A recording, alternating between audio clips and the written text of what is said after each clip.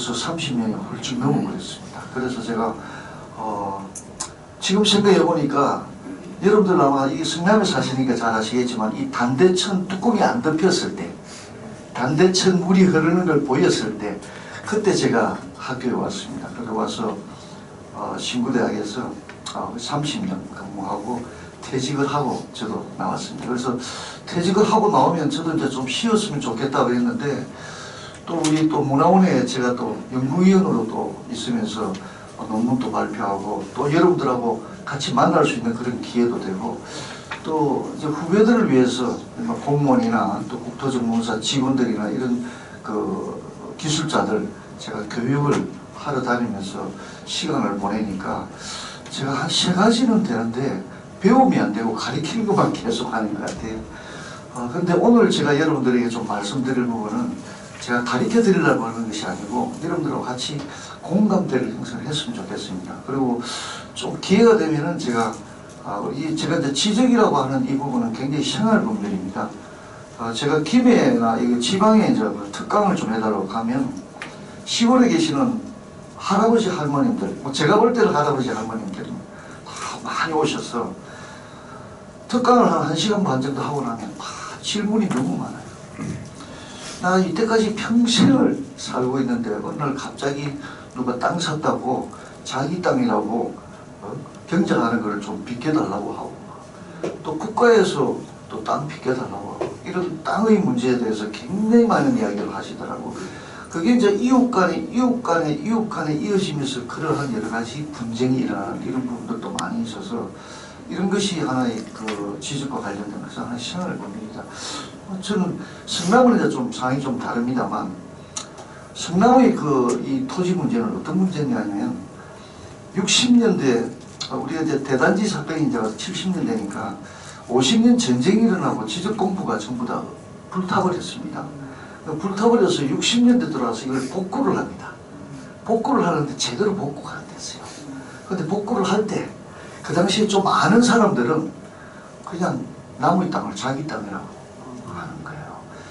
그런 문제도 있고, 또 복구를 하면서 잘 모르니까 사람들이 그 당시만 하더라도 50년 전쟁을 하고 60년 들어서 먹고 살기가 바쁜데 땅이 문제겠습니까? 문제 사는 게 중요하죠. 그러다 보니까 그런 국가에서 복구하는 사업에 대해서 관심이 별로 없었던 거예요. 그래서 복구를 안 해. 또 복구를 한 것은 전부 다 또 국가 땅으로 복구를 해버려. 그래서 지금 분쟁이 막 일어나고 이런 부분들도 있거든요. 그래 이런 것을 제가 이제 보고 이게 참 문제가 많구나 하는 것이 이제 생활 범위입니다. 그래서 이제 기회가 되면 또 제가 이제 그런 사례들을 좀 이야기를 할 수 있겠습니다만, 오늘은 문화원에서 또 성남과 관련해서 이야기를 하려는데, 이 지적 근무는 성남 시만의 문제가 아닙니다. 이건 국가 사무이기 때문에. 여러분, 토지대장을 왜 만들었겠습니까? 왜 만들었겠습니까? 만든 일제 때 일제가 와서 그렇죠. 자기들이 수탈하기 위해서 사진을 한 거예요. 네. 그래서 가만히 보니까 네. 주로 이제 왕과 또 기술 출신 일들 많이 갖고 있었는데 네. 거기에 제대로 표시한 게 네. 그냥 우리가 일반적으로 다 그렇게 다 이야기를 하시거든요. 그게 맞죠. 뭐 일제시대 때 근데 가만히 보면 일제시대 때 식민지화하면 뭐가 필요하겠습니까? 돈이 필요할 거 아닙니까? 세금 걷어야 되겠죠. 세금 걷어야 되니까 장부가 있어야 되겠죠. 그래 따져가면 삼국시대 때부터 흘러 올라가야 됩니다. 그래서 오늘 제가 그런 이야기를 잠깐 좀 드리고, 이게 우리가 살고 있는 이 도시의 토지 등록은 어떻게 되는지 그런 내용들을 가지고 제가 말씀을 드리려고 합니다. 먼저 저는 조금 전에 제가 이야기했듯이 신구대학교에서 30년 근무하면서 여러 가지 이제 우리 활동을 합니다. 학회 활동, 제가 또 기술자이기 때문에 기술사 활동, 그 다음에 또 우리 교수협의회 회장, 다양하게 활동을 하는데, 제가 가만히 생각해 보니까 저도 괜찮은 사람이었어요. 성남시에서 괜찮은 사람이었어요. 근데 다만 제가 아쉬운 점이, 제가 학교가 성남이 있는데 서울 살다가 성남을 와야 되는데 성남이 너무 땅값이 비싸서 못 오고 용인으로 쫓겨났습니다. 그래서 살기는 용인에 살고 있어요. 그게 너무 아쉬운 거예요. 저도 분당 왔어야 되는데, 지금도 집사람하고 이야기하면서 우리 분당 왔어야 되는데 그 용역을 쫓기라고 그랬어요. 그래서 저는 학교에 근무하면서 이 성남에 사시는 분들 참 부럽다. 근데 이 성남 구시가지하고 신시가지하고 차이는 있습니다만 신시가지보다 구시가지 사시는 분들이 정이 더 많아요. 정 많죠. 모란시장 한번 가보세요. 짜장면 먹으러 가면 짜장면을 거기서 안 먹고 동네마다 짜장면 먹어요. 왜냐하면 모란시장에 장사하시는 분들이 다 외지에 계신 분들이잖아.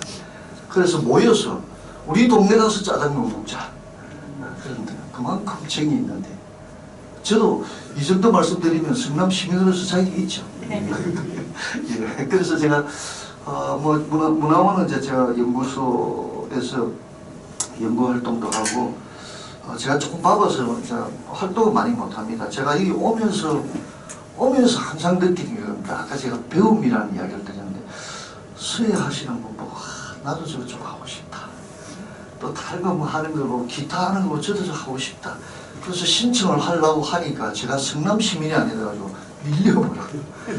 들어오질 못하겠더라고요. 그래서 제가 언젠가 기회가 되면 성남으로 이사를 와야 되겠다 하는데 좀 판교나 분당에서 오신 분 계시죠? 집값이 너무 비싸요. 집값이. 제가 후배 교수들 분당 살 때는 뭐 6억, 7억 이라다가 요즘 뭐 13억, 14억 이래 버리니까 제가 감히 들어올 수가 없는 거예요. 세상이 이렇게 바뀌지 않습니다. 그래서 제가 오늘 이런 이야기를 좀 드리려고 합니다. 제가 한 4가지 이제 말씀을 드릴 건데 먼저 제가 이게 성남시의 토지 등록이니까 성남시 도시 변화가 어떻게 되는지 한번 여러분들이 한번 보시면 좋겠다. 저도 자료를 찾아가지고 보니까 이럴 때가 있었구나. 이런 이야기를 좀 해드리겠습니다. 그리고 나서 양전조사, 그 다음에 구한말 조사, 일제토지조사 이런 이야기를 제가 말씀드린 부분을 좀 그냥 상식적으로 이런 좀 알아놓으시면 좋을 것 같습니다.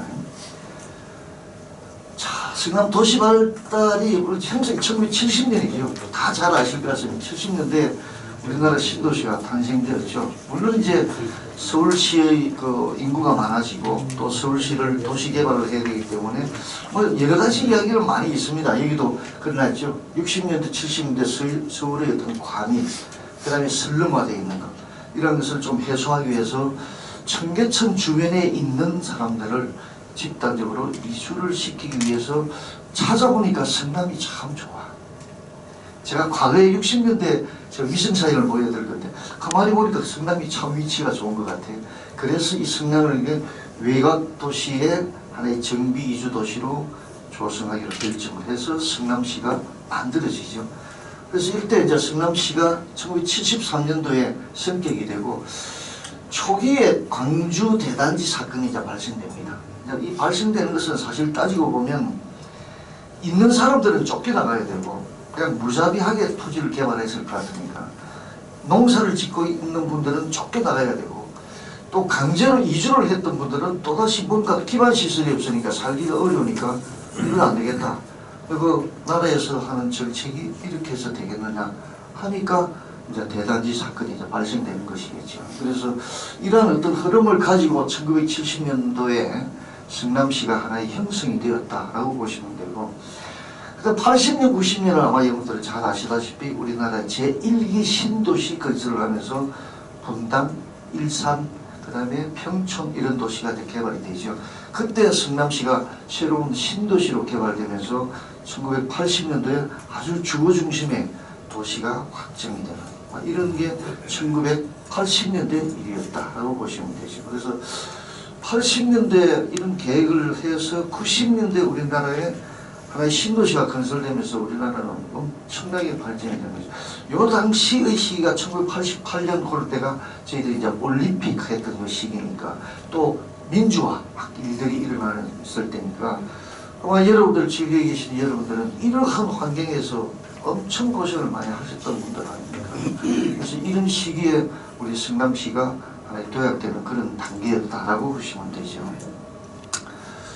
그 다음 도약기가 이제 1990년 분당 신도시가 개발이 되면서 성남시는 하나의 자족도시로 되는데, 저도 이제 학교에서 이제 제가 박사를 이제 도시공학을 했습니다. 그래서 성남시에 굉장히 많이 제가 기여를 했습니다. 사실 여러 가지 위원회도 많이 활동도 하고 그랬는데 이 분당이라는 지역과 그 다음에 이 구도심이 이제 수성구하고 주금구 이 도시와의 어떤 갈등 해소를 위해서 엄청나게 논의 많이 했습니다.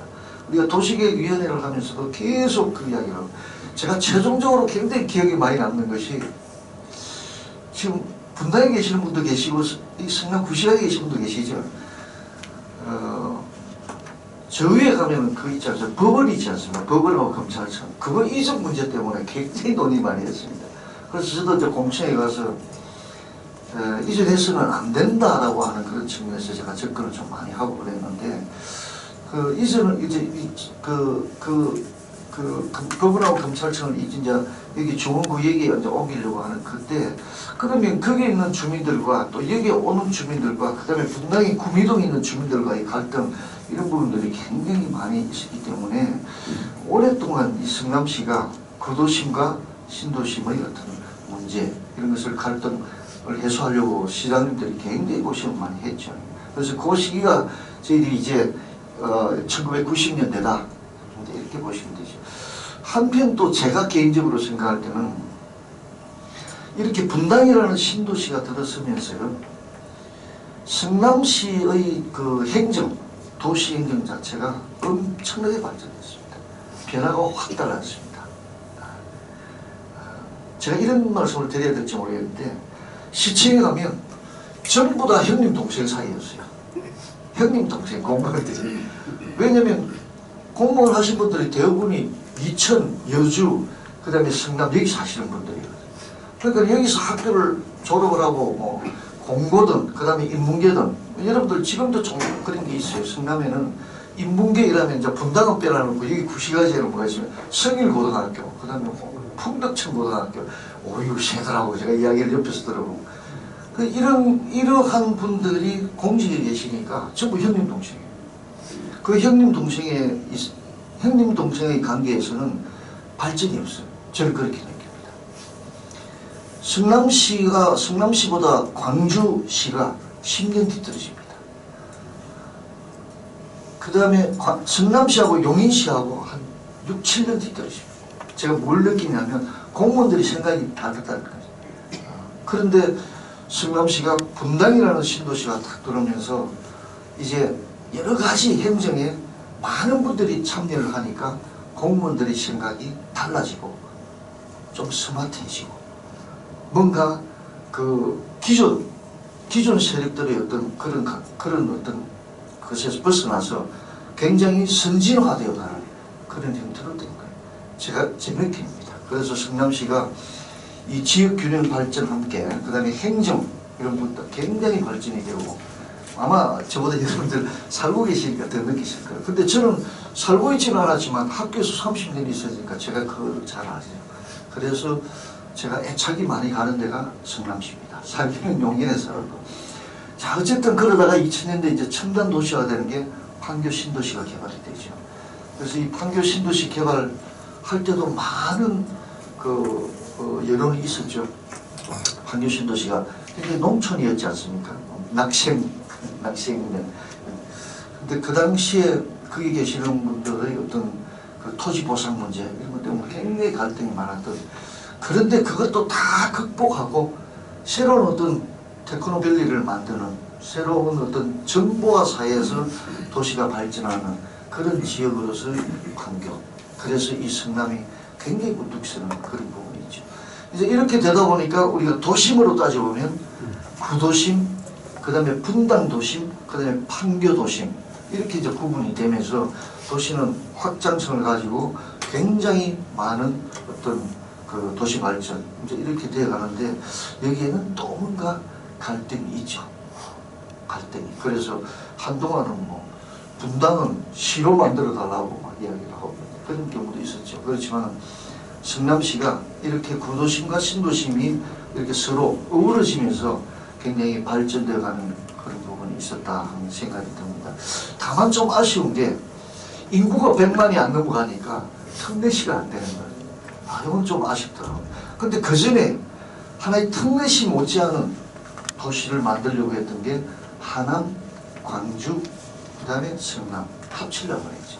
근데 그것도 역시 서로의 이해관계가 있어서 못 합쳤던 거. 어떻게 보면 그게 정치하고도 관련이 있었지 않나 하는 생각도 들어요. 그래서 성남이 제가 보는 성남은 거의 한 3, 40년 동안 아주 역동이어서 새로 굉장히 탈바꿈하는 아주 뭐라고 해야 될까 시범이 되는 그런 도시다 이렇게 얘기합니다. 저희들 도시계획에서 이야기할 때 성남시가 신도시의 1호라고 그래요. 왜냐하면 60년대 이 도시가 만들어졌으니까. 그 광주 대단지 사건 때 만들어지는 그런 도시로서 굉장히 계획된 도시다라고 이렇게 이야기를 합니다. 우리가 학문적으로. 그럼 계획된 도시가 맞냐? 한번 여러분 보십시오. 성남시 구시가지가 들어도 반듯반듯하게 도로가 다 돼 있습니다. 도로. 그러니까 이거는 어떻게 보면 계획은 돼 있습니다. 근데 그 당시의 계획이죠. 지금하고는 좀 다르겠지만.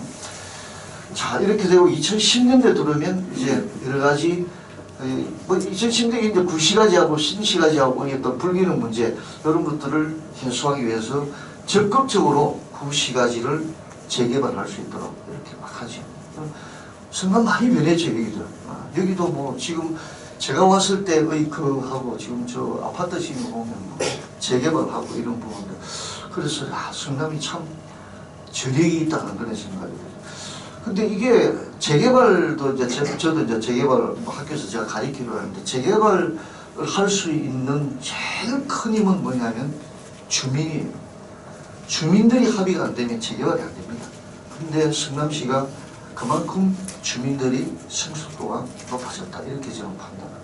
재개발되는 거고. 아마 이 자리도 지금 수진동도 재개발 지금 계획이 들어가 있죠. 다음에 이제 여기 또 어떻게 변화될지 엄청나죠. 근데 제가 이렇게 변화되어 가는 여기 이제 개발하고 저쪽 편에 개발하고 되고 나면 여기 살고 있는 계시는 분들은 어떨까 생각하면서 제가 학교에 한 번씩 올라가면서 이 앞으로 담대 오거리 쪽으로 올라가면서 야 청계천도 있는데 담대천도 개발했으면 좋겠다는 생각이 듭니다.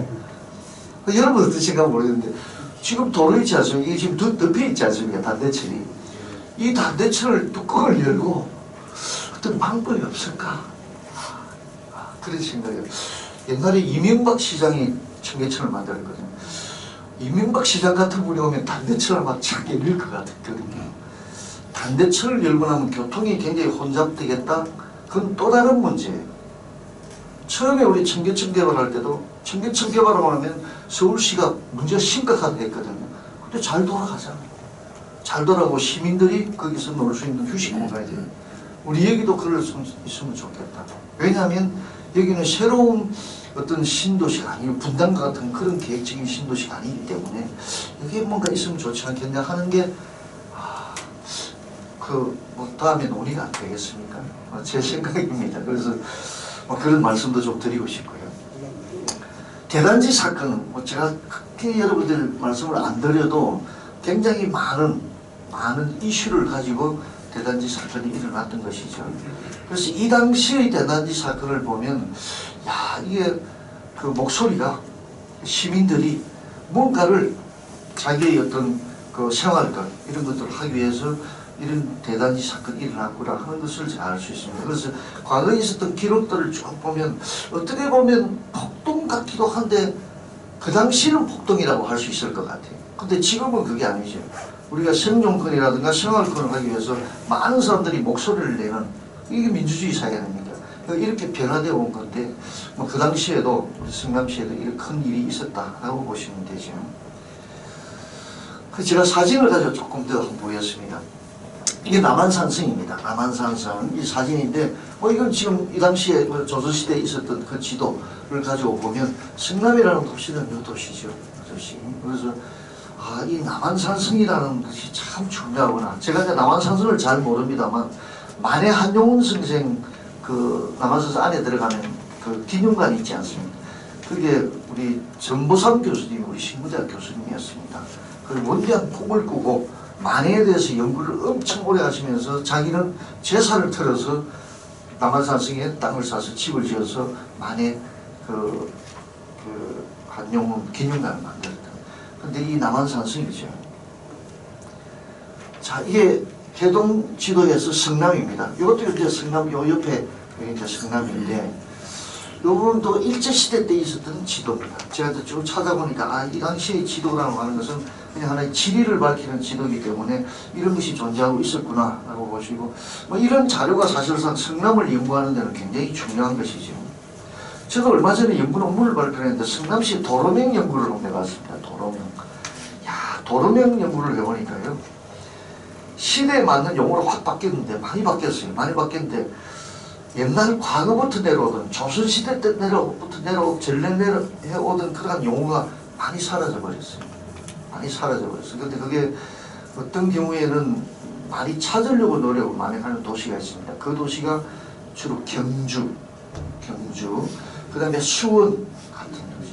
근데 우리 성남에는 그러한 어떤 역사적이고 민속적인 그런 것이 그렇게 많지가 않습니다. 그래서 과거에 있었던 용어라도 좀 살리면 좋겠다라고 생각하고 제가 이제 연구 논문에서 마지막 결론을 그렇게 냈습니다.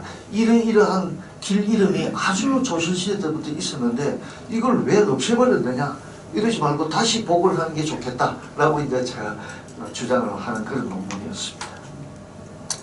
자, 여러분 이게 68년이죠. 68년도에 성남 68년도에 처음 우리나라에 항공사진을 찍습니다. 서울 근교를 항공사진을 찍는 자료를 찾아보니까 여기가 성남이에요. 여기가 성남인데 지금 여기가 표시되는데 여기가 대왕저수지입니다.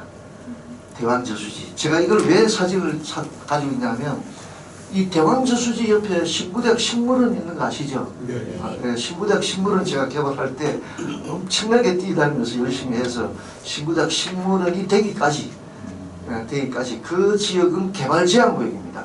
그 당시만 하더라도 뭐 지금 30년 전인데 개발제한구역을 개발하면 있을 수 없는 일인데 신구대학 농장으로 먼저 개발을 했습니다. 농장. 그래서 그걸 실습 농장이라고 하는 것은 충분히 할 수 있었기 때문에 거기서부터 출발이 되어서 신구대학의 여러 가지 축산, 그 다음에 조경, 그 다음에 원예 이런 부분들을 활용할 수 있는 그런 장소였습니다. 근데 지금 이런 것을 이제 개발하면서 성남시에서도 시민들에게 돌려줄 수 있는 그런 공간이 되었으면 좋겠다라고 이야기를 많이 해서 협업을 해서 신구대학 식물원을 만들었습니다. 그래서 처음에는 식물원이 아니고 학교 실습 농장이었습니다. 근데 성남시에서 시민들을 위한 휴식 공간을 만들자. 그래서 그 대왕저수지 있지 않습니까? 대왕저수지죠. 그 대왕저수지도 성남시에서 매입을 한 걸로 알고 있습니다. 왜냐하면 다음에 그 지역을 성남 시민에게 돌려줄 수 있는 그런 장소를 만들겠다. 제가 계획은 그렇게 되는 거라. 그래서 제가 여기 보시면 여기 이제 대왕저수지 쪽이고요. 여기가 지금 현재 우리 성남시가지가 있는 거죠. 사진이 잘 안 보이는데 이때 보면 그 집이 그렇게 많지 않은 그런 전부 다 농지로 되어 있는 이런 사진이 있습니다. 자, 여기 이제 1980년대 들어오면 이제 성남이라는 도시를 좀 더 계획적인 그런 토지 이용을 수립을 해서 하자라고 해서 이제 여기 하나의 주거 기능을 가질 수 있도록 이렇게 개발을 하죠. 이 지역이 이제 실제로 우리가 구시가지라고 보시면 될 겁니다. 구시가지. 그 다음에 새로운 신시가지가 개발할 수 있도록 이렇게 해서 이게 80년대 우리가 토지 이용을 어떻게 할 건지 그 다음 90년대 들어오면 이렇게 이제 개발이 되죠. 90년대 들어와서 이거는 구시가지. 노란 데는 전부 다 구시가지 주거지역입니다. 그 다음에 90년대 들어와서 분당이 개발이 되죠. 그래서 분당이 하나의 띠 모양으로, 선 모양으로 이렇게 도시가 개발이 되고, 이 지역은 전부 다 지금 이제 자연 녹지로 그대로 지금 고조를 할 수 있도록 굉장히 개발 압력을 많이 합니다. 제가 성남시에 오랫동안 우리 행정하시는 분들과 같이 이야기해보면 성남시가 개발하려고 하는 그러한 압력이 너무 많기 때문에 공무원들이 엄청 힘들어했던 그런 시절. 근데 그걸 막아가면서 성남시가 확장되는 것을 좀 더 조심스럽게 하자. 근데 이제 분당 같은 경우에는 이게 성남시에서 개발한 게 아니고 국가에서 개발한 거거든요. 국가에서 200만 호 건설, 주택이 부족하기 때문에 200만 호 건설을 하자 해서 일산, 그 다음에 중동, 그 다음에 이게 안양에 있는 평촌, 그 다음에 분당, 이런 이제 개발이 돼서 하나의 국가 사업으로 개발이 됐다고 보시면 되죠. 그러면서 이제 도시가 확장이 되고 이러면서 사실상은 제가 아까 말씀드린 성남시의 행정 자체가 엄청나게 발전되고 엄청 변화되는. 이 당시에는 용인은 아직도 촌이었고 광주는 그보다 더 촌이었고 공무원들의 생각도 좀 촌스럽고 그랬습니다. 그 당시에는 광주나 제가 이제 활동을 해보니까 광주나 용인 같은 데는 교수님들이 활동하는 영역이 적었어요. 전부 다 형님 동생이 와가지고 위원회 하고 이러니까 이게 생각이 좀 좁아지고. 근데 성남은 80년대 후반 90년대 딱 그러면서 그 뭐 다른 대학에 있는 교수님들 뭐 우리 가천대학에 도시계획과가 있어서 거기 교수님들도 굉장히 활동도 많이 하고 해서 성남시가 발전되고 그 다음에 공무원들의 생각도 굉장히 변화되거나 이런 시기가 우리 90년대 사이다. 지금이 2025년이잖아요. 벌써 20년 전입니다. 근데 이렇게 발전되니까 여기 오신 여러분들도 지금 벌써 굉장히 좋으신 분도 오시잖아요. 자, 이제 여기 이제 판교 신도시입니다. 판교 신도시. 근데 판교 신도시도 개발하면서 굉장히 이제 좀 저희들 그때 이야기가 많이 했어요. 서판교, 동판교 이거 왜 구분되느냐 이거 돼가지고 굉장히 문제가 많았습니다. 이게 이제 그렇게 이야기가 되면 서판교, 동판교의 문제는 우리가 정책적으로 서판교, 동판교 이름을 붙이는데 토지를 가지고 있는 사람들은 어떻게 되겠습니까? 경제적인 문제를 가지고 이야기해요. 야 이거 땅값이 올라간다 내려간다 막 이런 이야기를 많이 해요. 그게 이제 여기서부터 이제 모든 것이 도시가 이 갈등이 많이 생기는데 어느 세계적으로 어떤 국가라도 보면 도시 개발하는데 그 주민들의 의식에 따라서 도시가 잘 되느냐 안 되느냐 확 차이 나요. 그건 뭐 미국도 마찬가지고 우리나라도 마찬가지고. 그런데 우리나라는 굉장히 많은 여러분들 아마 그린벨트라는 거 아시죠? 그린벨트. 그린벨트 야사가 있습니다. 박정희 대통령인데 그때 서울시가 계속 확장하고 막 바깥에 막 개발될 압력이 너무 많으니까 박정희 대통령 이거 도저히 방법이 없겠냐. 그래서 서울대학교 최병남 교수입니다. 그분이 이제 굉장히 중요한 역할을 하셨는데 그분한테 이걸 어떻게 할 수 있는 방법을 찾아봐라. 그러니까 이 사람이 바로 영국으로 갔습니다. 영국 런던과 파리를 가니까 그린벨트라고 하는 게 있어요. 그린벨트. 그래서 딱 와가지고 박 대통령한테 보고를 딱 하니까 영국 런던과 프랑스 파리를 가니까 그 도시가 확장되는 것을 막기 위해서 그린벨트라는 걸 만들어서 이걸 관리를 합시다. 이러니까는 박정희 대통령이 야 그린벨트가 뭐야? 그래서 구실함을 딱 듣고 다시 돌아와서 가만히 그린벨트라고 하는 말을 다른 말로 해야 되겠네. 그래서 개발제한국이라고 했답니다. 그래서 대통령한테 개발제한국이다. 그래서 박 대통령 그래 됐어. 그래서 확 묶어놨어요. 개발을 전혀 못하도록 묶어놨어요. 그런데 최 교수님 이야기가 나중에 프랑스 파리나 그 다음에 런던 주변에 있는 그린벨트는 개발을 완전히 못하도록 묶어놓는 게 아니고 그것을 개발을 억제하면서 관리를 잘하자 그럽니다. 그래서 우리나라도 그린벨트라고 하는 것이 그냥 계속 묶어만 있는 것이 아니고 조금씩 개발할 수 있도록 그래서 20% 정도는 집을 지을 수 있도록 이렇게 했거든요. 그러면서 그게 완화되면서 김대중 정부에서 많이 풀었죠. 이것이 이제 우리 이제 그린벨트라는 겁니다. 그래서 우리 이제 성남에도 하나의 그런 지역인데 성남시가 발전되면서 조금씩 풀고 그 지역을 활용을 할 수 있도록 그렇게 했던 것이죠. 그 다음 또 위례 신도시가 하나 만들어졌어요. 이 또 위례 신도시도 또 여러 가지 문제를 좀 가지고 있죠. 왜냐하면 이 도시를 하나의 국가에서 도시를 개발할 때는 그 지역의 전체를 보는 것이 그 지역의 행정구역을 보는 건 아니거든요.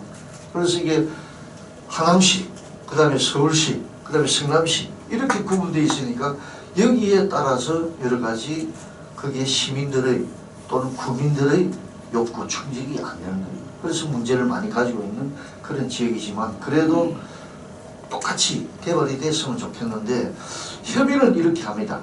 이게 이제 도시계획으로 본다면 서울시 도시계획과 하남시 도시계획과 그 다음에 성남시 도시계획이 각각 따로 노는데 그 따로 놀면 어긋나잖아요. 안 되잖아요.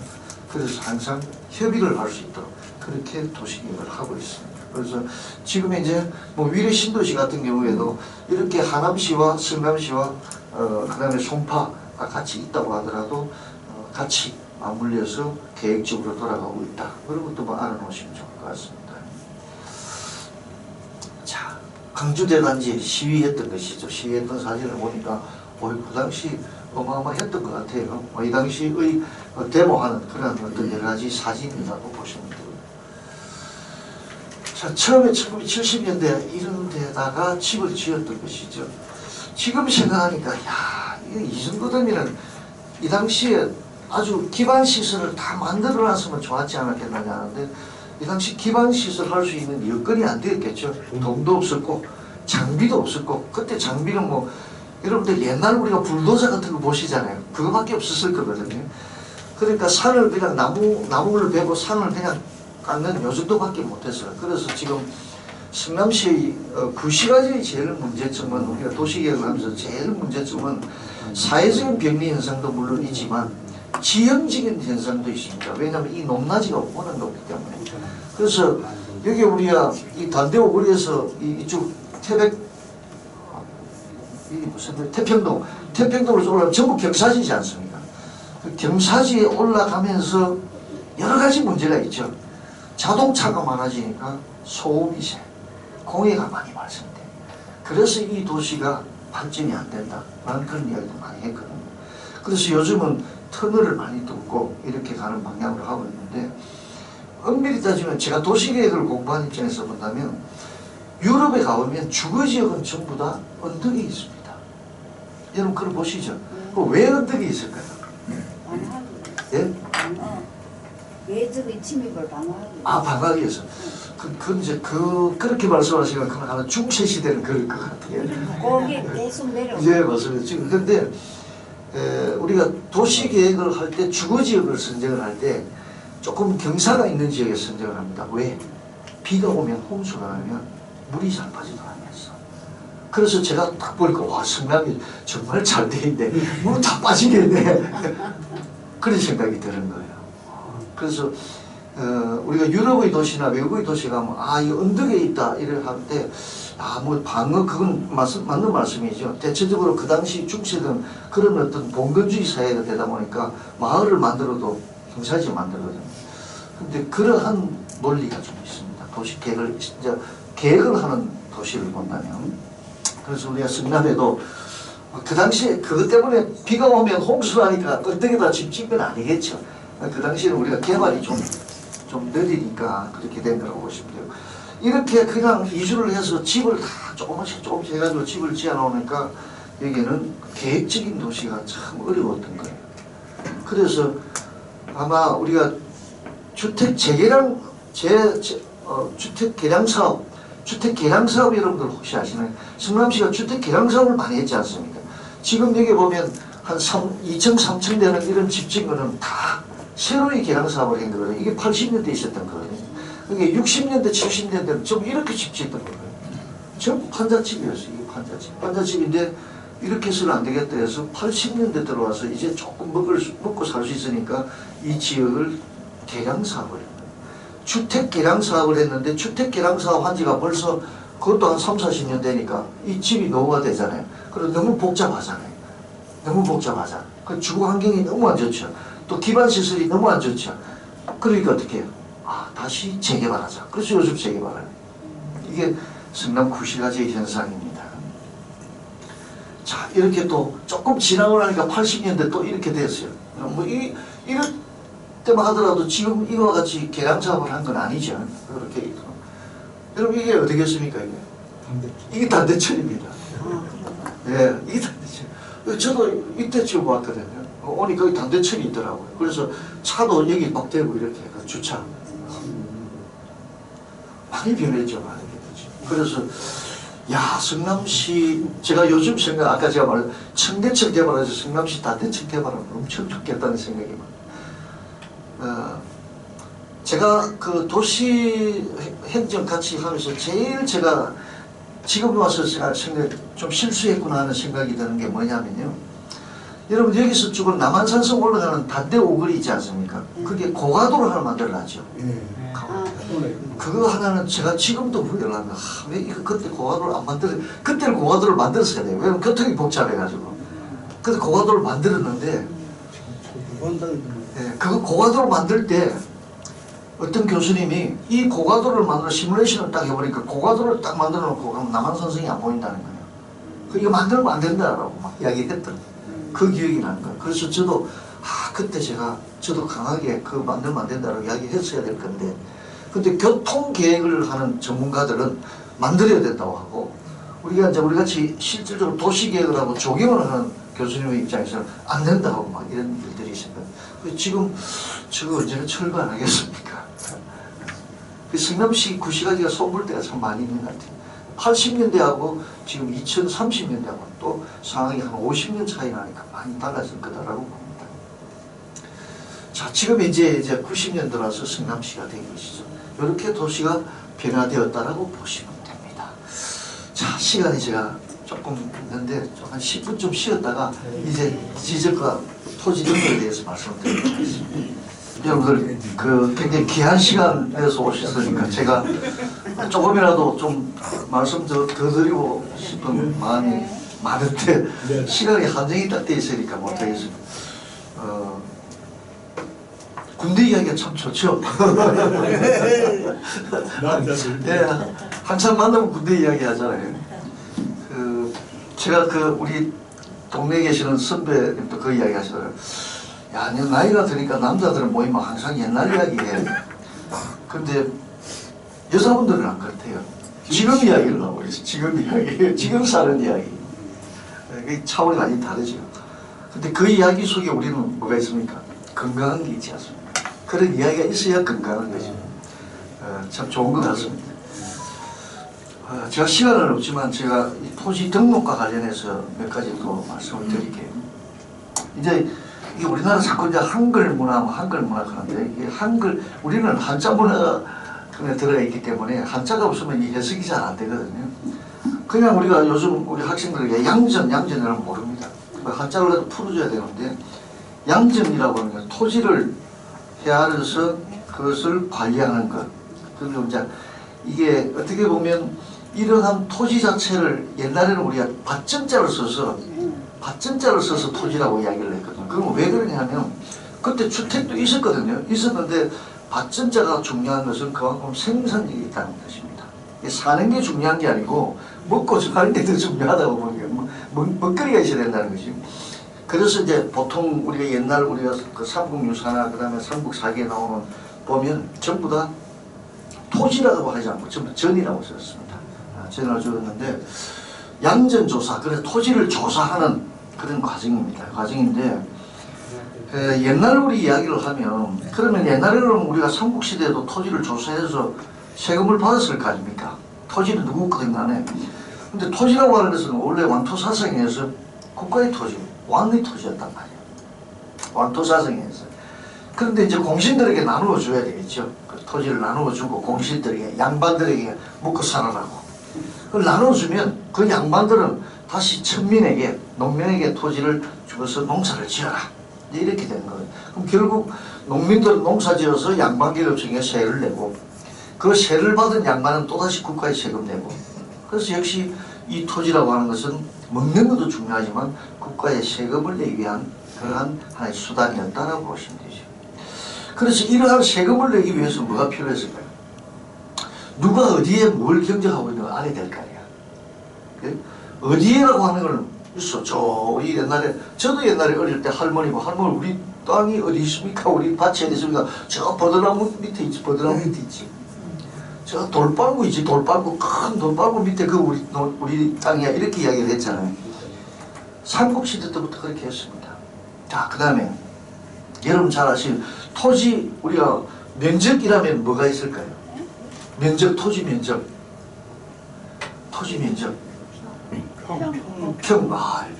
굉장히 신실하시네. 마지기라는 얘기 있지 않습니까? 그죠? 제가 어디 가서 강의를 하고 마지기 하면 지금 다 아시잖아요. 마지기가 삼국시대 때부터 있었던 거예요. 마지기. 그 당시 이제 경모법, 경부법, 뭐 결부법 막 이런 이야기 나는데 그 당시 마직. 근데 마직이라고 우리가 다 알고 있는데 마직이가 평하고 마직이하고 차이가 뭘까요? 제가 이렇게 질문 드리면 여러분들 평하고 마직이하고 평은 한 평 1m. 그렇죠. 평은 한 평 좋아해. 예. 마직이 마지기는 200평을 한 마리 기준으로 200평. 200평이 있고 300평. 그렇죠. 지역에 따라 좀 다른 예, 잘 아시네요. 예. 평이라고 하는 것은 우리 일제시대 때 만들었습니다. 근데 마지기는 삼국시대 때부터 있었거든요. 그래서 잘 아시는 마지기가 200평도 있고 300평도 있고 그 왜 200평이 있고 300평이 있을까요? 소출량이 다르니까. 예? 소출량이 그렇죠. 소출량이 다르죠. 그러니까 비옥도 토지가 그 농사가 잘 안 되는 토지는 토지가 넓어야 일정한 양을 세금을 받을 거 아닙니까? 예, 예.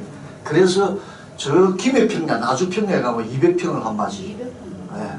그 다음에 저 강원도 가면 250평, 300평을 한 마지. 그게 소출이 적으니까.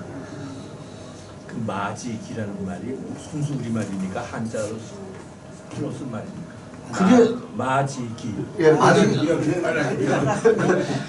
아니 그것도 여러 설이 있더라고요. 이게 마직이라고 그러니까 우리 순수 우리말이 아니고 한자로 적으면 가축이 농사를 짓는다 이렇게 이야기를 하는 사람도 있고. 아, 그래요? 예. 뭐 그런 이야기도 있고 저도 정확한 건 잘 모르겠어요. 접시 한 마를 심는다 뭐 그런 얘기를. 예. 그래서 이제 그것도 굉장히 그 당시만 하더라도 우리가 요즘 같으면 1m 1제곱미터라고 하지 않습니까? 근데 그 당시에는 이제 농부가 씨앗을 한 줌을 딱 쥐어서 딱 뿌리는 것을 뭐 일경이란다 뭐 이렇게 이야기를 합니다. 그 다음에 우리가 저 벼를 이제 여러분들 그 벼를 다 베어서 지게 딱 지는 걸 한 짐이라고 그러잖아요. 지게 딱 지는 걸. 그럼 그 단을 한 10개 정도 많이 했지만 한 짐이라고 그러거든요. 한 짐 그것도 하나의 면적 단위였습니다. 결부속이라고 해가지고 그래서 그것도 이게 10개가 있을 때 부가 되고 그게 100개가 있을 때 결이 되고 이렇게 해서 그 소출량에 따라서 면적을 정하는 이런 것도 있었고 그래서 면적이 일정하지 않았습니다. 요즘 이야기하는 몇백 평이냐 하는 그 이야기를 할 수도 없고 그 다음에 그것을 이제 그것도 북한에서 연구하는 이시영 박사가 적어낸 걸 보면 그건 면적이 또 더 커. 왜 농사가 적게 나오니까. 남한보다 또 땅이 더 커. 그 중요한 건 아닙니다만 그 당시에 마지기라는 게 그런 것도 있었다. 그럼 결국 그 면적은 세금을 거두기 위한 하나의 기준이었다라고 보시면 됩니다. 그러면 어떻게 했습니까? 그걸 보고 일본 사람들이 우리나라에 가만히 보니까 그거 참 시원하거든. 그래가지고 어떻게 세금을 제대로 거둘 수 있어? 엄결이라고 해가지고 토지를 많이 숨겨버려요. 세금을 안 내려고 숨긴 토지도 많고 하니까 자 그러면 면적을 통일하자. 이렇게 이야기를 합니다. 어쨌든 세금을 거두기 위해서 했다. 그러한 여러 가지 면적이라든가 토지를 소유하는 그러한 문제가 삼국시대, 조선시대, 고려시대, 조선시대까지 계속 이어져 왔다라고 보시면 됩니다. 그러면 요즘 세상하고 한 비교를 해보면 요즘 또 토지 많이 가지고 사람 부자잖아요. 그 당시 토지 많이 가지고 사람 부자일 거 아닙니까? 거기에 따라서 여러 가지의 문제가 많이 있었겠죠. 양반계급층들이 많이 있습니다. 지금도 굉장히 많은 변화를 했습니다만 제가 이제 조금씩 그 말씀을 좀 드려볼게요. 그래서 토지제도 개선을 하자.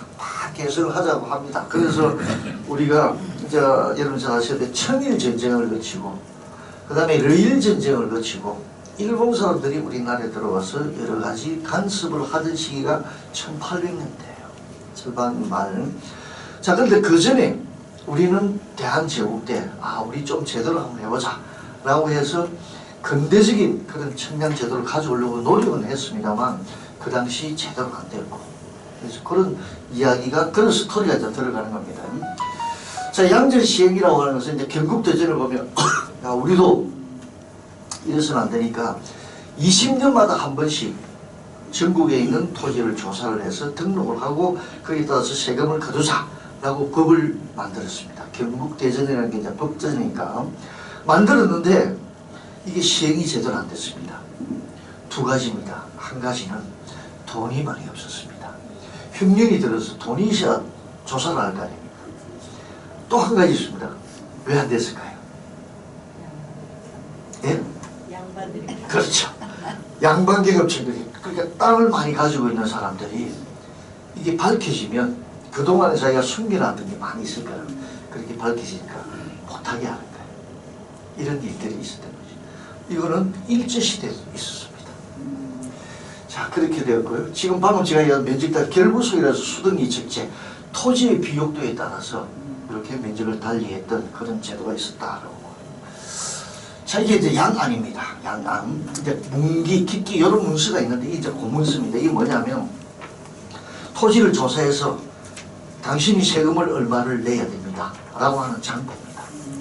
그 다음에 또 하나는 이 문기라고 하는 것은 내가 다른 사람이 사용하고 있는 토지를 내가 돈을 주고 샀다. 계약서입니다. 계약서. 이런 계약서가 지금도 존재하고 있습니다. 그래서 이 당시에도 이제 이런 걸 보고 그 당시에 토지 제도가 어땠다는 걸 알 수 있습니다. 그래서 토지의 위치라든가 이런 것이 이제 존재가 됐는데, 기록이 되어 있는데, 이걸 조금 더 내려보면 이렇습니다. 이게 광주구 대왕면이 어디죠? 저기 서울공항. 그거 대왕면이죠. 서울공항 옆에 네.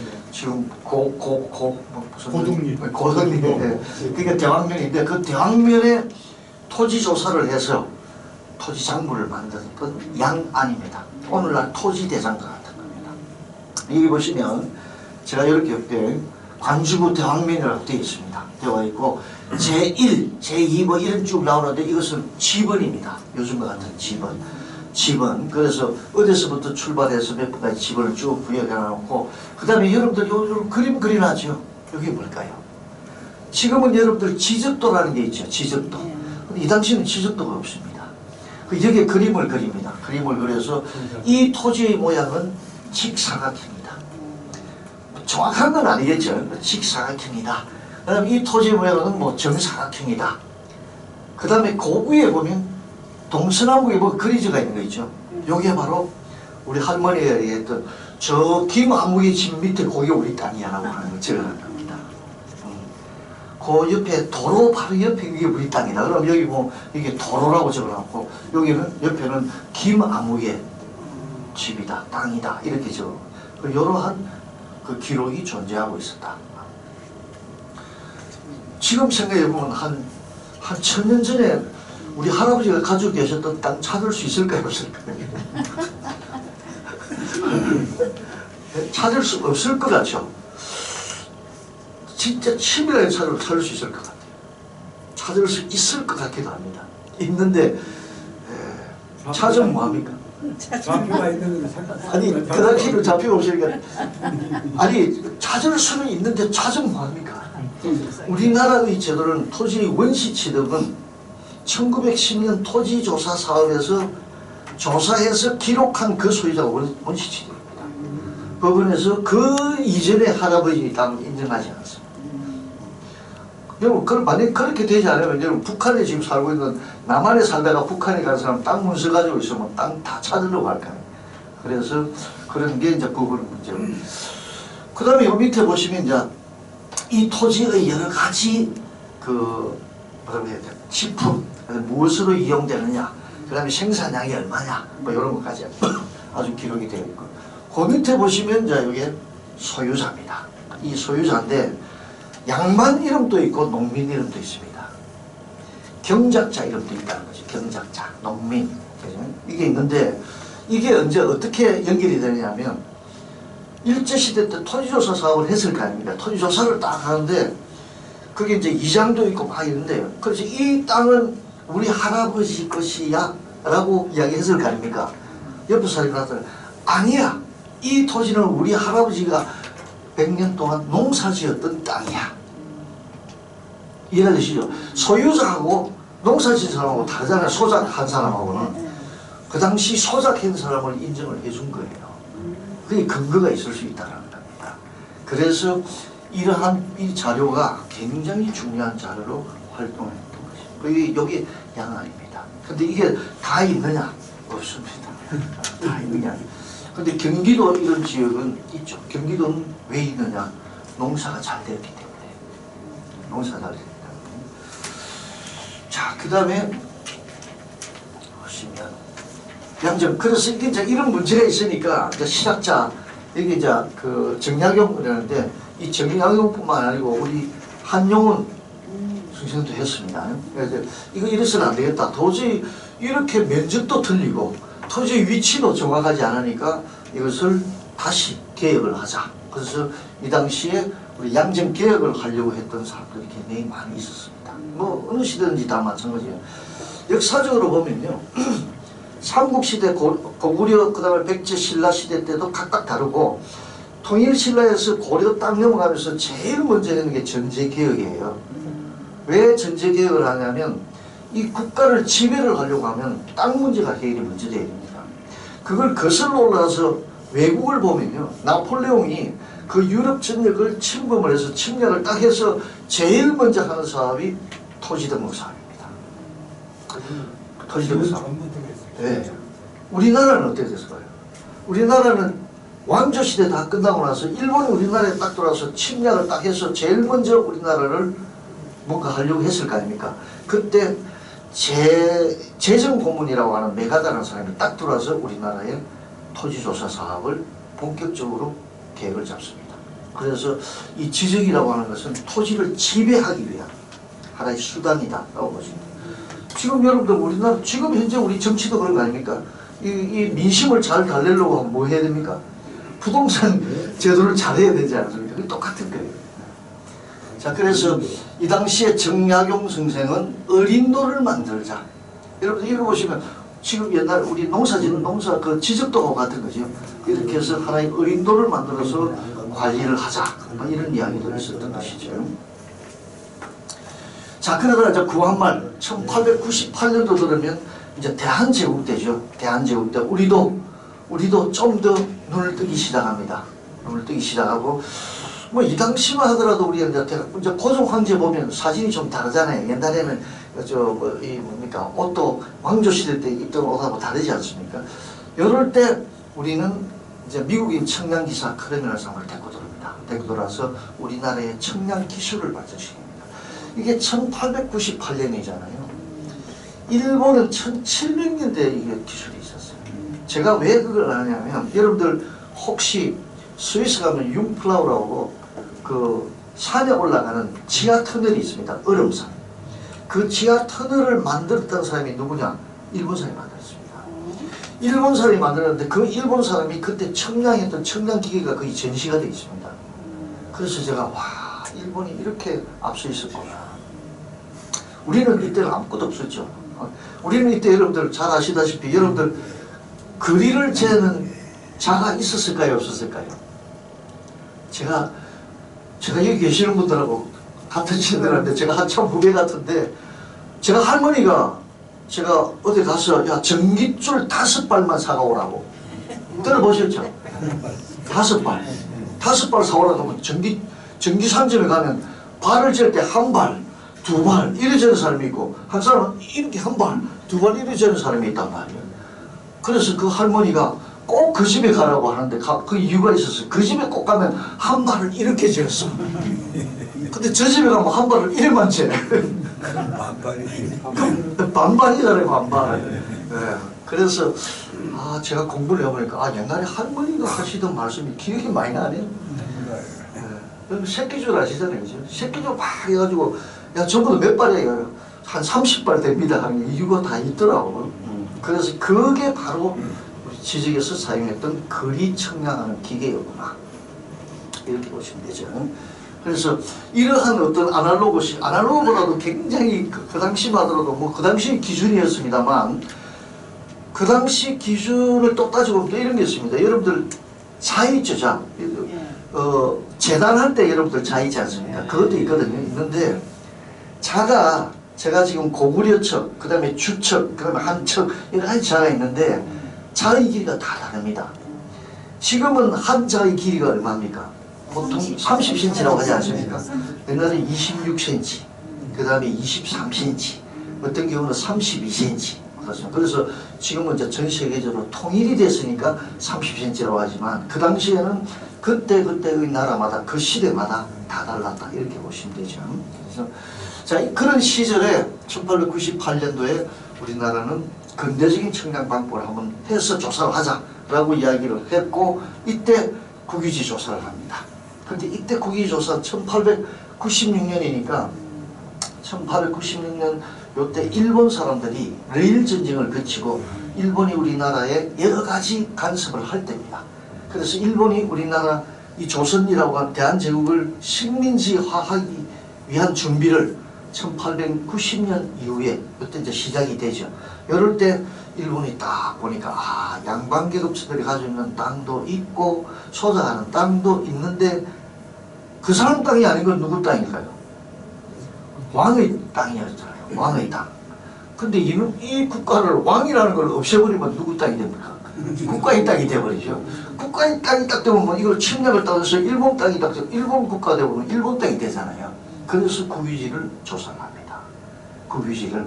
그 당시 국유지는 뭐 여러 가지 왕실 직속지라든가 조선시대 때 많이 줬을 거 아닙니까? 뭐 국녀들도 있었고 많이 있으니까 그런 양반계급선을 나누는 토지가 있으니까 그걸 전부 다 조사를 해서 국유지로 만들려고 했던 것이죠. 그 국유지가 누구 이름으로 됐느냐? 조선 총독부로 이름이 됐습니다. 그러다가 해방이 되고 나서 1948년도에 이것을 전부 다 국가라고 이름을 바꿨습니다. 그죠? 그런 토지입니다. 우리 성남에도 그런 토지가 굉장히 많이 있죠. 자, 그래서 이거 잠깐 좀 보면 이런 것도 있습니다. 자, 이게 이제 미국인 청량기사와 이제 청량하는 이런 사진이 있습니다. 이런 사진이 있는데 여기 보면 이 당시에 이제 이 홍보를 합니다. 청량할 수 있는 사람 모집을 합니다. 교육을 시키려고. 그 이제 신문 광고도 나왔고요. 그 다음에 이게 뭐겠습니까? 청량할 때 추입니다. 추. 여기서 요렇게 땅하고 요 위에 도면하고 맞추는 추인데 이 도면을 이 추를 잃어버렸어요. 그래 잃어버리니까 이것을 신고 이걸 주워주면 보상을 해주겠다고 신문에 냈던 사실 이런 일들도 있었던 거죠. 자, 그 다음에 많이 보셨죠? 남한산서에 가면 수호장대. 네, 보세요. 수호장대만 보시죠. 그 옆에 가시면 여러 개 있습니다. 이렇게. 여기에 여러 표석이 있습니다. 여기 구소삼각정입니다. 이게 일제시대가 되기 전에 대한제국 때 우리나라 한번 토지 조사를 하자고 청량을 하기 위한 기준점을 설치한 겁니다. 이게 구소삼각. 예? 일제시대 이전 거? 예. 일제 이전, 1910년 이전에, 요건 대체적으로 한 1905년 요럴 때입니다. 이게 있습니다. 근데, 요게 있거든요. 근데 이걸 제가 이제 우리 학생들하고 조사를 한번 해봤어요. 이게 위치가 맞는가? 이게 광주시에서 광주시 무형문화재인가? 문화재로 아마 등록이 되어 있을 거예요. 지역문화재로, 지방문화재로 등록했는데, 이게 위치가 맞는가 안 맞는가 참 궁금한 거예요. 그래서 현대적인 측량관에서 측량을 해보니까 이 위치가 아닙니다. 저 광주 저 밑에 그보다 산 밑에 광주 쪽을 내려가서 그 밑에 있었던 거예요. 그 밑에 있었는데 이게 굉장히 귀한 거잖아요. 이게 그렇게 많지가 않거든요. 이 귀한 거니까 이걸 수호장대 쪽으로 옮겨서 넣어놓고 이걸 문화재로 등록을 해놨다. 그런 겁니다. 그래서 이게 실제로 어떻게 보면 이 당시에 우리가 측량할 수 있는 위치가 굉장히 중요한. 여기에서 성남시가 이렇게 다 그 당시 광주구니까 성남시가 위치가 정해지는 이러한 기준점이었습니다. 자, 이렇게 됐습니다. 여러분 한자 보이시죠? 탁지부라고 되어 있습니다. 탁지부. 이걸 이제 우리는 이제 탁지부라고 한자로 도자도 되니까 도지부라고 하는데 그냥 탁지부랍니다. 이게 뭐냐면 연못을 헤아린다 할 때는 탁이 되고 네네네. 잰다 할 때는 도가 되고. 예, 근데 이제 그 한자의 의미는 그랬는데 대한제국 때 1905년도에 이제 일본 사람의 손에서 레일 전쟁을 마치고 나서 뭐라고 해야 되나? 통감부 일본이 완전히 헌병 그다음에 행정 다 장악을 했을 때 통감부를 설치합니다. 이제 국가직 조선 총독부를 넘어오기 전인데 통감부를 설치를 해서 여러 가지 내정 간섭을 하던 그 시기에 이런 청량을 했던 거거든요. 그래서 그 통감부 안에 탁지부라는 게 있었어요. 청량을 하는 기관, 그 부서입니다, 부서. 그 탁지부를 이야기를 한 겁니다. 그 탁지부, 그러니까 요즘 같으면 뭐 경기도 뭐 이런 거겠죠. 그래서 탁지부라고 적어놔놓고 그 탁지부에서 관리하는 기준점이었다라고 보시면 됩니다. 그래서 이런 기준점이 존재하고 있을 거예요. 이제 이래 하다가 탁지부가 있고 나서 그 다음에 이제 1910년도에 한일 합방되면서 우리는 조선 총독부를 만들었죠. 총독부, 조선 총독부. 자, 이때 1909년도에 청량했던 지적도입니다. 지적도 이런 거 존재하는데 뭐 사실 이제 저희들이 볼 때는 이게 굉장히 중요하다고 봅니다. 왜냐하면 이 당시의 지적도도 청량에서 만드는 거기 때문에 권리에 대한 추정력을 인정을 할 수 있습니다. 제가 이제 법원 자주 이제 한 번씩 갑니다. 가서 이제 제가 이 지적과 관련되는 분쟁이 일어날 때 제가 자문을 하는데 제가 이런 이야기를 많이 해줍니다. 이 당시에 있었던 이것은 이러한 도면이 있다. 이건 국가에서 만드는 것이다. 그러면 이제 법원 판사들은 뭐냐면 추정력을 이야기를 합니다. 추정력. 아, 그래. 이것이 증거의 능력이다. 라고 이야기를 한다는 뜻이죠. 그래서 그런 도면도 있었다라고. 일단 교육을 하기 위한 구소 삼각점이라고 하는데 구소가 뭐예요? 네? 한자입니까? 예. 구소 삼각점. 예, 옛날 삼각점. 옛날에는 삼각점이, 요즘은 삼각점이 1등, 2등, 3등, 4등인데 옛날은 대삼각점, 그리고 소삼각점 이런 게 있었거든요.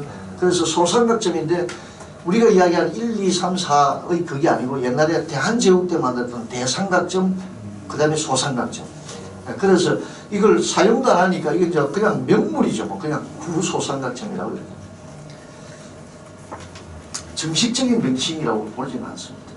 그 다음에 이때 이제 그 교육을 시켜야 되지 않습니까? 이때 이제 일본 사람들이 와서 다 이제 청량 기술자, 청량 이제 책임자가 되는데 한국 사람들은 그냥 집신 신고 그냥 이래 다니면서 줄자 끌고 다니니까 이게 안 되겠다. 그래서 청량 교육을 시켜야 되겠다 해서 사실 제가 이게 좀 한용운 선생 1908년도에 이 당시에 우리나라에 굉장히 이 독립 그 다음에 여러 가지 국가를 위해서 일하셨던 분들은 청량학교가 126개가 있었어요.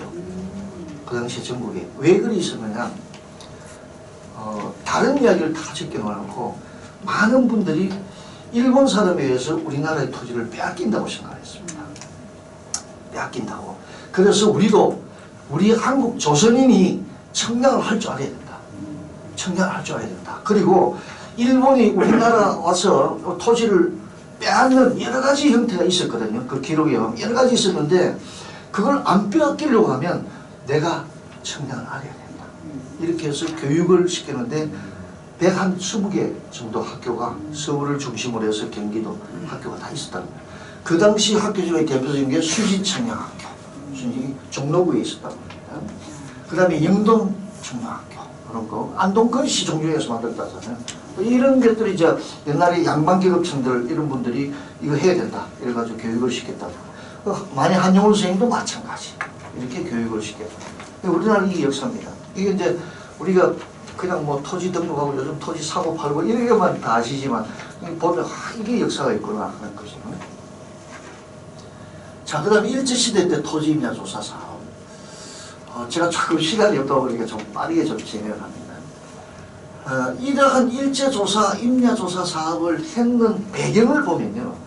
물론 우리가 조선시대 때 양안, 아까 제가 말한 양안, 그 다음에 면적 단위, 아까 저 광주구의 양안에 있었잖아요. 그런 걸 보면 너무 어설프잖아요.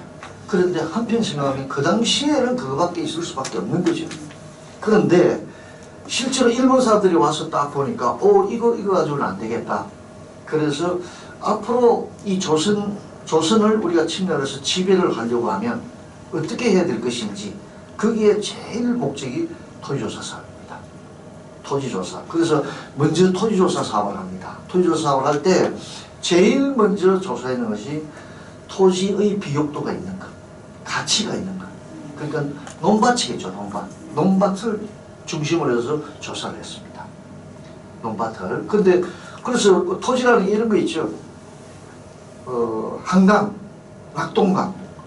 한강, 낙동강, 그리고 여기 우리 옛날부터 있었던 일본 국도 이런 건 조사할 필요가 없었죠. 왜 세금 낼 토지가 아닙니까? 그래서 처음에 조사 안 했습니다. 이게 언제 조사됐냐면 1950년에 조사했습니다. 그래서 지금도 그러한 도로, 그 다음에 저 지방에 뭐 강원도에서 내가 하천 있지 않습니까? 하천. 그 당시 하천 조사 안 했거든요. 하천을 조사를 안 했으니까 내가 경작하고 있을 거 아니에요. 뭐 홍수가 나니까 땅이 생겼으니까 경작했을 거 아닙니까? 근데 그것을 1950년에 등록을 다 했습니다. 새로이 청량을 해서 등록을 하면 경작하고 있었는 게 밝혀졌겠죠. 그렇지 않았습니다. 그냥 그림으로 있는 걸 가지고 그대로 등록을 했습니다. 그래 하니까 지금 저 지방에 가면 내가 시집 오기 전에부터 우리 시아버지, 시할아버지께서 농사 지었던 땅인데 지금 와서 국가 땅이라고 땅 내놔라고 하는 이야기를 하는 게 바로 그것 때문이었습니다. 그래서 그 분쟁이 일어난 거예요. 그게 이제 우리 이제 그 토지 등록하는 그 시기적으로 그런 문제가 있었다는 거죠. 근데 그런 것을 잘 모르시면 제가 학교에 있을 때 강원도에 계시는 막 쫓아와서 그분은 65살부터 쫓아와서 한 10년 단에 한 75대니까 완전히 할머니 돼버리고 오셨더라고요. 소송을 엄청나게 했어요. 근데 땅을 못 찾는 거예요. 그런 경우. 그래서 그 역사를 알면은 소송을 그렇게까지 안 했을 거예요. 근데 저희한테 와서도 끊임없이 우리 할아버지, 시할아버지께서 농사 지었던 땅인데 그래서 청와대 막 뭐 검찰청에 막 진정 겪고 이렇게 하면서 정작 본인의 건강은 굉장히 나빠져버리는 그런 상황을. 그런 걸 잘 설명을 해드리면 이제 충분히 이해가 되는데, 그래서 이러한 여러 가지의 문제를 해결하기 위해서 토지조사 사업을 하면서 세 가지를 했습니다. 하나는 토지대장, 제가 쉽게 설명드리면 토지대장 만들기 위해서입니다. 토지 면적을 알아야 되겠죠. 그래서 세금을 거둘 수 있어요. 토지가 어디에 있는지 알아야 될 거 아닙니까? 그래서 지적도 만들어야 되겠죠. 그 다음에 이게 누구 토지인데 등기, 이거 세 가지 하기 위해서 토지조사 사업을 했습니다. 일본이. 그래서 우리나라는 일본 사람들이 만들어서 아직도 토지를 등록하는 제도가 토지대장도 있고 등기부도 있습니다. 일본은 저거 만들어놓고 저거는 60년대 토지대장하고 등기하고 합쳐버렸습니다. 우리는 아직까지 있습니다. 이것도 합치려고 하는데 잘 안 됩니다. 왜? 우리나라는 정치가 세서 안 돼. 요즘 여러분 사법부가 별로 힘이 없다고 그러잖아요. 여러분 제가 이렇게 좀 토지대장은 행정부일까요? 행정부 아시죠? 행정부일까요? 사법부일까요? 토지 행정부. 등기부는 행정부일까요? 사법부일까요? 사법부죠. 합치면 좋겠죠. 안 합쳐지죠. 사법부가 힘이 있어가지고. 근데 요즘 사법부 힘 빼려고 막 빼버리는 그 제도가 그런 게 많습니다. 이게 일본식이 돼서 그렇습니다. 일본식이 돼서. 그 다음에 두 번째 가격 조사했습니다. 요즘 가격 조사는 개별 공시지가 있죠. 이거 조사한 겁니다. 개별 공시지가도 참 재밌습니다. 역사적으로 보면 그게 원래 세 가지였거든요. 보상해주는 가격이 있었거든요. 보상해주는 가격. 그 다음에 세금 부과하는 가격이 있었거든요. 그 다음에 또 하나는 개발하는 가격이 있어요. 그래서 국토부에서 가격 하나, 그 다음에 감정은, 그리고 감정은 기획재정부예요. 재정부의 가격. 그 다음에 세금, 여러분들 요즘 세금 우리 내는 게 보유세 있지 않습니까? 재산세. 내무거든요. 내무에서, 행정부에서가 아니야. 이렇게 세 가지 있을 때 이걸 합쳐버려서 요즘 개별공시지가라고 그러죠. 그래서 이 개별공시지가는 국가의 부동산과 관련되는 정책에 의해서 지금 돌아가도록 그렇게 되어 있죠. 그 다음에 중요한 토지조사 사업의 세 가지 중에 하나가 지형지모조사입니다. 이게 여러분들 잘 아시는 지도 아시죠? 지도. 이 지도를 왜 이때 일본 사람들이 아주 관심 있게 만들었을까요? 왜 만들었을까요? 지적도는 토지대장을 세금 받기 위해서 만들었는데 지도는 왜 만들었을까요? 일본의 꿈은 우리나라를 거쳐서 만주까지, 중국까지 침범하기 위한 군사용 지도를 만드는 거예요. 군사용 지도. 그것이 지금 현재 국방부에 있죠. 국방부에서 관리하죠. 그러다가 우리나라가 70년대 들어와서 이제 건설의 붐이 있으니까 건설을 하기 위해서는 뭔가 지도가 있어야 되겠죠. 그래서 국토지리정보원이라고 쳤죠. 이 두 가지가 있거든요. 그래서 여러분들 지도도 이 지도가 여기서부터 태생이 되는 거구나. 우리 그 아까 그 제가 조선시대 때 보여줬던 지도하고는 완전히 다른 것이죠.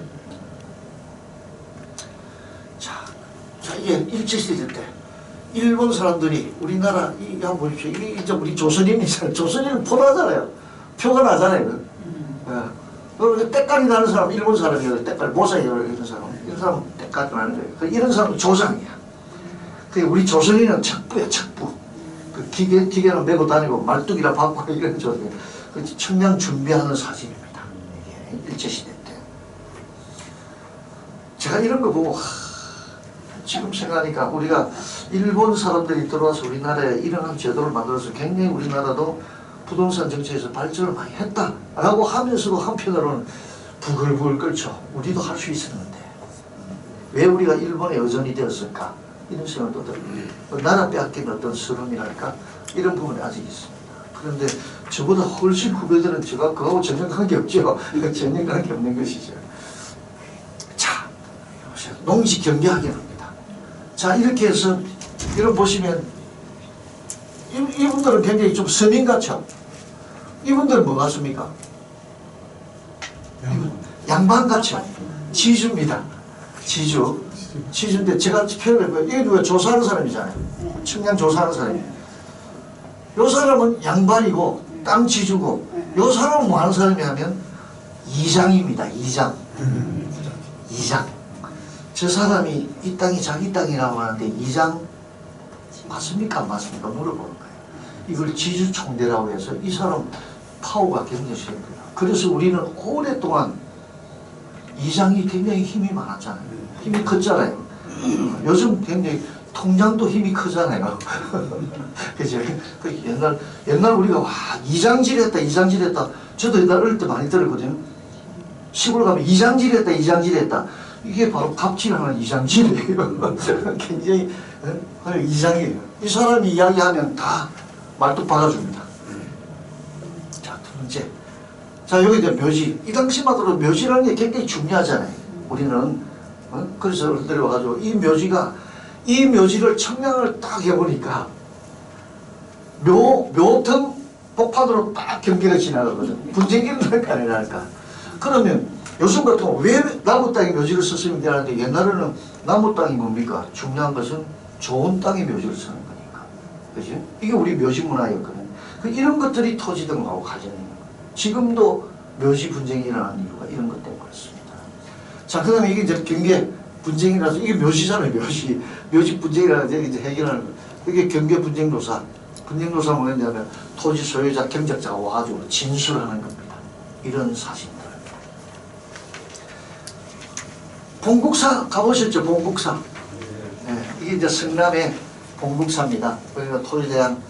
이 당시에 이제 굉장히 오래 일제시대 때 만들었던 토지대장입니다. 봉국사. 순회도 한산 이시가오 그런 거죠. 제가 언젠가 이런 걸 조사를 한번 해보려고 하는데 굉장히 어렵습니다. 왜냐하면 옛날에 성남에 있었던 그 여러 가지 중요한 옛날 그런 뭐라 해요? 종중 집들이 있지 않습니까? 집성촌 중에서도 제일 어른들이 사는 집이 있었을 거라고요. 근데 그것이 지금 다 없어졌잖아요. 그거를 제가 추적을 해서 한번 찾아보려고 굉장히 노력을 하는데 찾을 수는 있습니다. 그 옛날 지적도를 가지고 그 위치를 파악을 하고 지금 현재 지적도를 가지고 좌표를 찾아내고 이렇게 해서 찾을 수는 있습니다. 근데 제가 그걸 많은 노력을 해서 찾는다고 한들 누가 저보고 박수 치주겠습니까? 그래서 제가 좀 더 이따가 하자 이렇게 하는데 찾아보고 싶어요. 그럼 지금 이제 분당 신도시 개발하면서도 그 다음에 이런들 지금 이제 창곡동 같은 경우 그 옛날 군부대에 있었던 그런 어떤 부분들을 제가 좀 이렇게 밝혀내가지고 좀 우리가 지리지와 관계되는 부분을 좀 관리를 했으면 좋겠다. 그래서 문화원에 제가 그런 이야기를 합니다. 옛날 그 있는 것만 자꾸 찾으려고 하지 말고 옛날에 있다가 없어진 것을 추적을 해서 그걸 우리가 관리를 하자. 그 하나의 성남의 문화다. 그런 이야기를 하는데 다른 지역에는 그렇게 많이 합니다. 그런데 여기는 이제 그렇게 할 재원이 잘 없어서 옛날에 우리 윤정문 소장님 계실 때는 참 그런 관심을 많이 가지고 지금 안 계시니까 갑자기 뭐 돌아가시거나 그런 이야기 할 사람도 없고. 자, 그렇습니다. 자, 그 다음에 자, 봅시다. 토지 대장이 이렇게 되었죠. 75년도에 이걸 카드로 만들어서 지금 다 전산화 됐습니다. 전산화 다 됐는데 75년도에 이제 카드화 됐습니다. 그 다음에 지적도 75년 이전에 이런 지적도가 이게 성남입니다. 성남의 이런 지적도가 지금 우리 여러분들 아시다시피 구시가지에 이런 형태로 도시가 발전이 되고 이렇게 등록을 한 겁니다. 자, 이렇게 등록을 할 때 여기에 따른 문제점이 없었느냐? 문제점이 있습니다. 문제점이 있을 수도 있고 여러 가지. 그래서 이제 제가 여러분들이 좀 관심 있게 보셔야 될 게 언제든지 토지의 어떤 분쟁이 일어난다고 하면 옛날 기록을 찾아볼 필요가 있습니다. 이걸 잘 찾는 사람이 성수합니다. 왜냐하면 우리나라의 분쟁은 대부분이 추정이거든요. 추정력이 있어야 되거든요. 추정. 그러니까 거기에 따른 추정력을 하기 위해서는 뭐가 있어야 됩니까? 증거가 있어야 되거든요. 증거 위주로 가기 때문에 그래서 요즘 눈에 불을 켜고 다니는 사람들이 변호사예요. 여러분 변호사도 각 자기의 그 전공이 있지 않습니까? 이혼 전문하는 변호사도 있고 성폭력하는 전문 변호사인데 그 중에 그래도 돈 된다고 쫓아다니는 사람이 누구냐면 부동산 전문가가 있습니다. 그 저는 이제 그분들하고 같이 교류를 많이 합니다. 왜냐하면 자기가 모르는 부분을 내가 많이 알고 있기 때문에 옛날 공부를 그런 물어보면 공부를 엄청 많이 합니다. 그래서 조상 땅 찾는 거 이런 것도 많이 하죠. 자, 이건 제가 사진을 왜 보이냐면 이게 오포 넘어가는 데예요. 오포. 분당하고 그 광주하고 경계입니다. 이게 제가 이제 아는 분이 옛날 여기 성남 분당구청에 그 과장으로 있을 때인데 저희도 하소연이 일어나는 거예요. 왜 하소연이 일어나냐? 아니 광주에서 계속 개발을 해가지고 넘어온다 이게. 광주에서 개발을. 광주에서 개발에 넘어오는 이유가 성남의 이주 정책에 의해서 많이 가니까 개발에 넘어오는데 아무리 봐도 성남 땅이라 이게. 넘어오는데 산 능선이 있다고 하더라도 이게 뭐가 문제가 있다 해가지고 측량을 해봤는데 아니나 다를까 그게 한 20m 정도가 벌어져요. 차이가 나는 거예요. 겹쳐지는 거예요. 이쪽에 광주 땅은 여기고 이쪽에 성남 땅은 여기예요. 이렇게 겹쳐지는 거예요. 그럼 이 당시에 왜 이래 됐어? 이렇게 될 수 있습니다. 왜냐하면 임야 측량은 그냥 계략적인 측량이기 때문에. 그래서 이런 부분들 가지고 소송이 제기됐는데 이런 것 말고도 또 옛날에 분당에 개발할 때도 이렇게 됐습니다. 그렇게 됐는데 거기에 대한 문제 되는 걸 해소를 누가 했느냐면 LH에서 했습니다. LH에서 돈을 가지고 해결을 했습니다. 그 돈을 가지고. 그럼 그 돈은 결국은 누구한테 갈까요? 분당에 살고 있는 주민한테 갈 수밖에. 이게 이런 경우가 굉장히 많습니다. 이게 이제 지적과 관련되는 분쟁입니다. 이것뿐만 아니고 개인적인 분쟁도 굉장히 많죠. 그래서 행정구역 간의 여러 가지 문제, 그것도 토지 등록이라고 하는 자체는 재산 권리입니다. 국가의 재산 권리, 그 다음에 시도 재산 권리, 개인의 재산 권리 다 연관되는 거죠. 그래서 굉장히 중요하다는 거죠. 자, 삼각점. 삼각점. 이게 삼각점이 이제 일본사를 우리나라 여러분들 아마 상상이 안 될 것 같아요. 이게 옛날에 우리나라 그러면 독립적으로 딱 해서 삼각점 설치해서 우리나라를 다 측량을 하냐? 그게 아니죠. 왜냐하면 여러분들 이런 게 있죠. 우리나라 전 세계적으로 영시라는 거 아시잖아요. 그죠? 영국의 그린지 천문대 있어요. 영시. 우리 초등학교 졸업 때 많이 안 배웠습니까? 그걸 가만히 생각해보면 틀림없이 세계적으로 기준이 있을 거라는 거죠. 그 영국의 그린치 천문대에서 가지고 온 위도 경도를 끌고 와서 어디에 갖다 놨냐면 동경에다 갖다 놨어요. 동경 원점. 그 동경 원점에서 하는데 일본사를 우리가 측량을 하려고 하니까 기준이 있어야 되겠죠. 그래서 일본에 있는 원점을 기준을 잡아서 우리가 끌고 들어옵니다. 그 끌고 들어오는 기준이 어디에 있냐면 여러분 부산에 가면 영도라는 거 아시죠? 영도 봉대산 꼭대기에 있습니다. 그 다음에 거제도에 가면 있습니다. 거제도 산 꼭대기에 있습니다. 여기에 두 점을 만들고 그 다음에 일본에 있는 두 점을 끌고 들어와서 여기 두 점을 설치를 하고 우리나라 전역에 이러한 삼각점을 설치를 합니다. 이 전역에 거의 한 12,000년 정도. 이걸 측량을 해서 아까 뭐죠? 아까 탁지부라고 하는 그 적어놓은 거 있죠? 그걸 이제 그런 그거보다 삼각점이라고 구소 삼각점 그쪽에 끌고 들어오고 끌고 들어오고 그 다음에 거기서 성남시가지 안에 여러분들 땅에 이렇게 기준점이라고 박혀있는 거 보셨나 모르겠습니다. 도근점 간 거 있죠. 그 기준에 의해서 일필지에 대한 경계를 결정합니다. 그래서 이 삼각점은 굉장히 중요한데 제가 성남에 있는 삼각점을 봤습니다. 이 관리를 하고 있습니다. 왜냐하면 성남의 위치가 굉장히 중요하기 때문에 이게 영장산에 있는 겁니다. 영장산. 성남에 있는 영장산. 그 다음에 청계산에 있는 산입니다. 근데 여러분들 등산 같은데 저도 등산을 가면 막 사람들이 여기 올라가 사진 찍고 이러거든요. 근데 이 점이 얼마나 중요한 걸 잘 몰라서 그래요. 굉장히 중요한 겁니다. 이게 움직이면 성남에 있는 토지의 위치가 다 움직입니다. 이것 때문에 분쟁이 일어나는 거예요. 네. 그래서 우리나라는 다행히 뭐가 없습니까? 지진이 없잖아요. 괜찮거든요. 근데 이게 기준점을 잘 모르는 사람들은 파헤치가지고 더 다른 데로 버려요. 그럼 그게 여기 있던 기준점이 여기 버리니까 이게 기준으로 해서 측량을 하니까 다른 다 틀려져요. 그래서 굉장히 중요하다는 말씀을 드리는 거예요.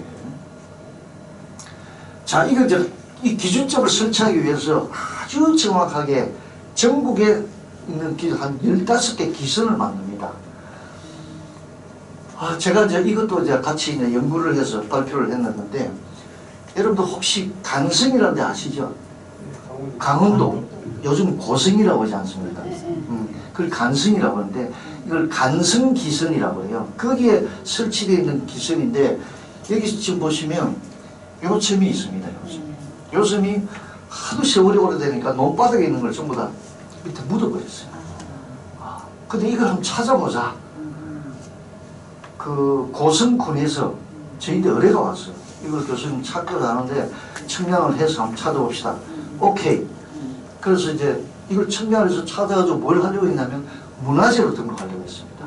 그래서 제가 이제 발표를 했습니다. 이건 문화재의 가치가 있다. 했는데 이 위치가 지금 이제 여러분들이 측량기계입니다. 이거보다 더 한다면 지금 GPS를 가져갑니다. 그 당시 거리와 지금 현재의 거리가 정확하게 되어 있습니다. 그대로 보존이 되어 있습니다. 그래서 제가 어디든지 가서 야, 옛날에 일제시대 때 측량했는 것이 진짜 정확하구나. 측량 것이. 그래서 간성기선이라고 해서 지금은 이렇게 관리를 다 찾아서 이제 관리를 했는데 여기 보시면 여기 지금 여기 있네.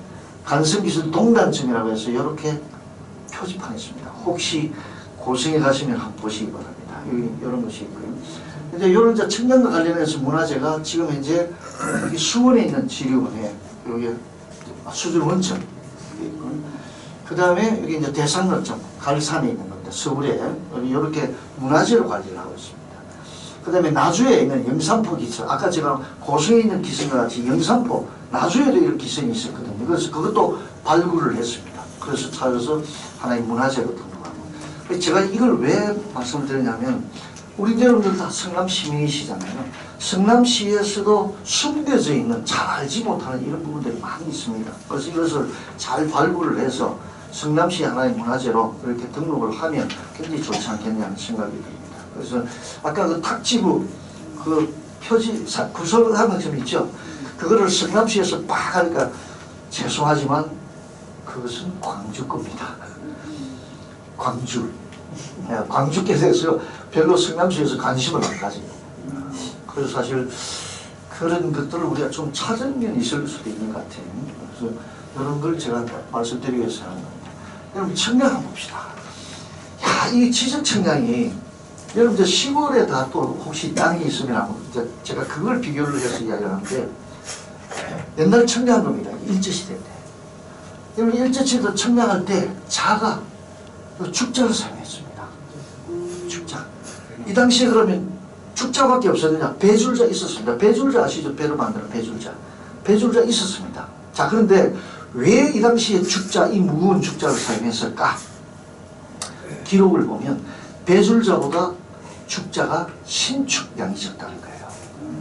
신축량이 적다는 이야기를 더 정확하게 그려질 수 있다는 거예요.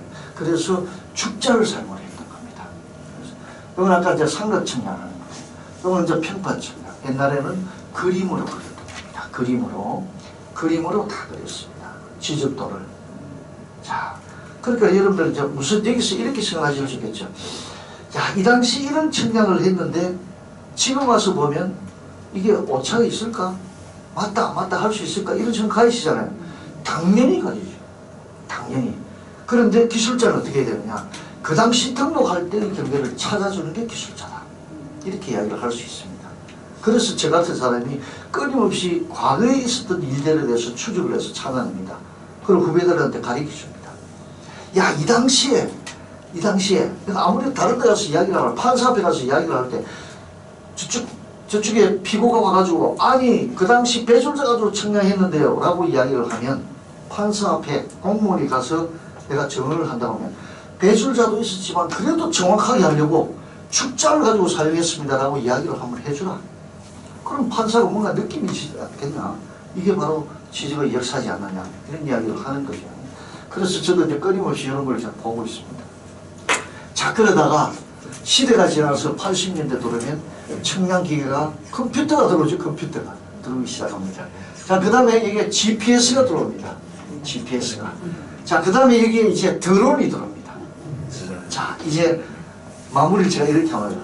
혹시 여러분들이 가지고 계시는 땅이 1910년도에 등록되어 있는 경계가 있다고 하면 지금 와서 청량하면 맞을까요? 틀릴까요?